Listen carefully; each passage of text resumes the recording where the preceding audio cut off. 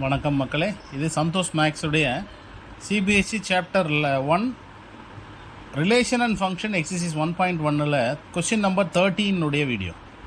Question number 13 பாருங்கள். Show that relation R defined set of all polygons. ஏங்கிற set வந்து set of all polygons. பாலிகன்ஸ்னால் என்னென்னு தெரியும் இல்லையா? 3 சைடு இருந்துச்சுன்னா ட்ரையாங்கிள், புரியறதுக்காக சொல்கிறேன். 4 சைடு இருந்தால் ஸ்கொயர் ஆர் குவாட்ரிலேட்டரல், சரிங்களா? ஸ்கொயர். 5 சைடு இருந்தால் பென்டகன். ஸோ இந்த மாதிரி இருக்கும்ல, இதை தான் வந்து செட்டு சொல்கிறாங்க. இந்த செட்டில் இருக்கிறது ஸோ ரிலேஷன் ஆர் என்ன சொல்கிறாங்கன்னு பாருங்கள். P1 P2 அப்படிங்கிற பாயிண்ட்ஸ் எடுத்துக்கிறாங்க. P1 is or P1 and P2 have same number of pages, same number of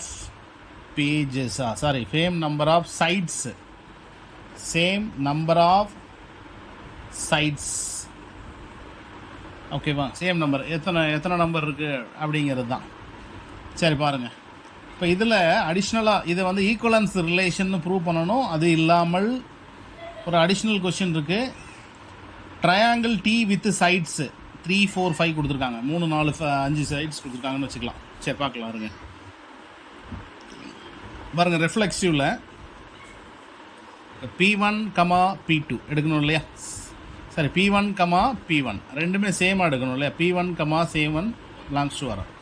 அதாவது 3 சைட்ஸ் எடுத்திங்கன்னா இதுக்கும் 3 சைட்ஸ் எடுத்துருக்கணும். அப்போ 3, 3 பிலாங்ஸ் டு ஆர் அப்படிங்கிறது தான் மீனிங்கு. அப்போ same number of pages P1 and P1 have same number of sides. Okay, first முடிஞ்சு, reflexive முடிஞ்சு. So it is true. அடுத்து பாருங்கள், சிமெட்ரி எடுத்துங்க. சிமெட்ரி எடுக்கும்போது P1 P2 P2, P1. இப்போ P1 and P2 have same number of pages. இது P2 and P1, இது same number of pages. இதுவும் ட்ரூ ஆகிடும். ஸோ இதே மாதிரி நம்ம என்ன பண்ணுறோம், ட்ரான்சிட்டிவ் எடுக்கலாம். P1, P2, P1 P2, P2 P3,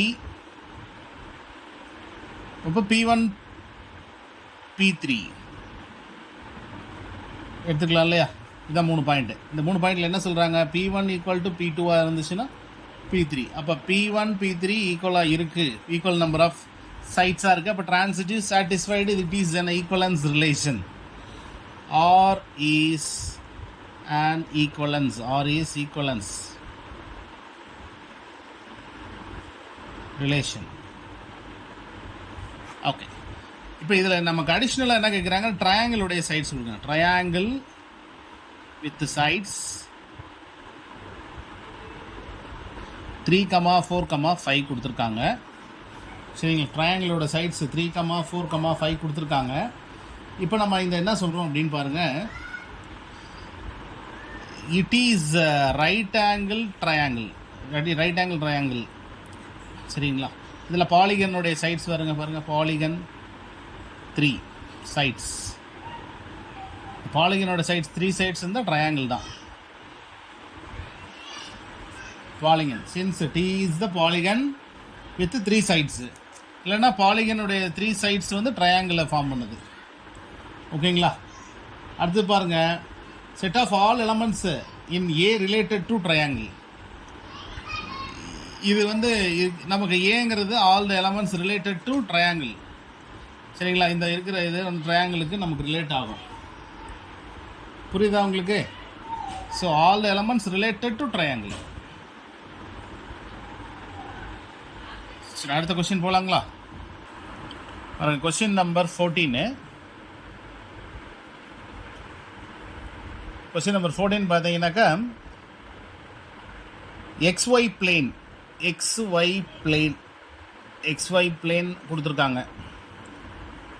அப்போ XY பிளேனில் பார்த்தீங்கன்னா செட் ஆஃப் லைன்ஸு XY பிளேனில் ஏங்கிறது எல்லுங்கிறது எடுத்துங்க. எல் வந்து செட் ஆஃப் ஆல்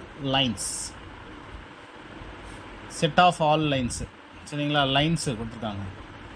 2 லைன் எடுத்துக்கிறோம். இதில் லைன்ஸ் எப்படி வேணா இருக்கலாம் இல்லையா. Parallel line, intersecting line, neither parallel nor intersecting, இந்த மாதிரிலாம் நிறைய லைன்ஸ் இருக்குது. இப்போ இங்கே ஆறுங்கிறது என்ன எடுத்துக்கிறாங்கன்னா L1, L2.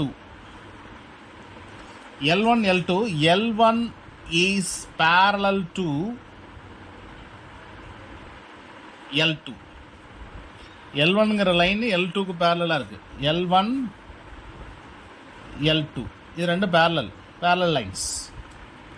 அது எப்படி வேணாலும் பேரலாக இருக்கலாம். So that R is equivalence. இது ஈக்குவலன்ஸ் ரிலேஷன் ப்ரூவ் பண்ணிவிட்டு ஃபைனலாக அவங்க என்ன சொல்கிறாங்க, all the lines related to the line அப்படின்னு சொல்லி ஒரு ஈக்குவேஷன் கொடுக்குறாங்க. ஃபஸ்ட்டு நம்ம ரெஃப்ளெக்சிவ் பார்க்கலாம். ரெஃப்ளெக்சிவ் பாருங்கள். L1, L1 இது வந்து நமக்கு L1 is parallel to L1 சரிங்களா. ஏன்னா L1 அதே L1 மேலேயே இருக்குது சரிங்களா. அப்போ வந்து அந்த 2 லைன்ஸும் கோஇன்சிடெண்ட்டாக இருக்குது சரிங்களா. அது இல்லாமல் பேரலல் தான் அதை எடுத்துக்கலாம். கோஇன்சிடென்ட் லைன் ஆல்சோ பேரலல் தான் அப்படிங்கிறது தான் concept.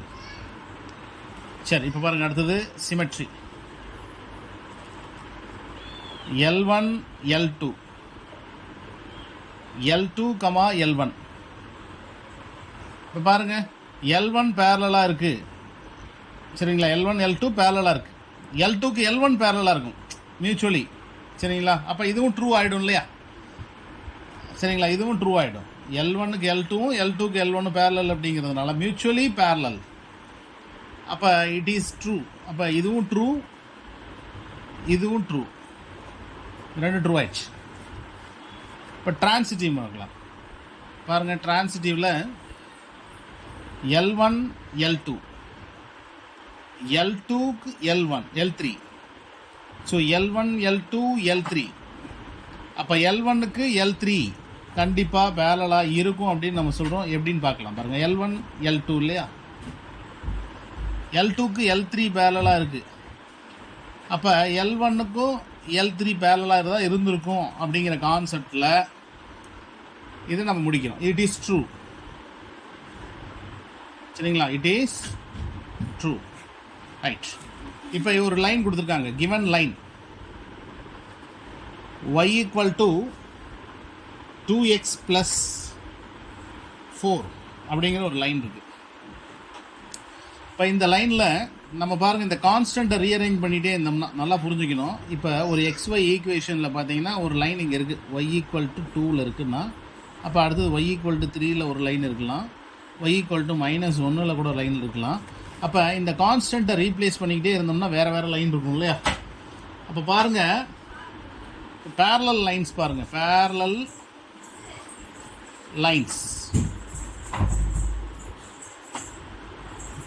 Lines y equal to 2x plus 3, y equal to 2x plus 1, y equal to 2x, y equal to 2x minus 1 இந்த மாறிக்கிட்டே இருக்கும் இல்லையா. அப்போ அந்த கான்ஸ்டண்ட்டை மட்டும் பாருங்கள். கான்ஸ்டண்ட்டு சின்னு எடுத்துங்க. C belongs to R.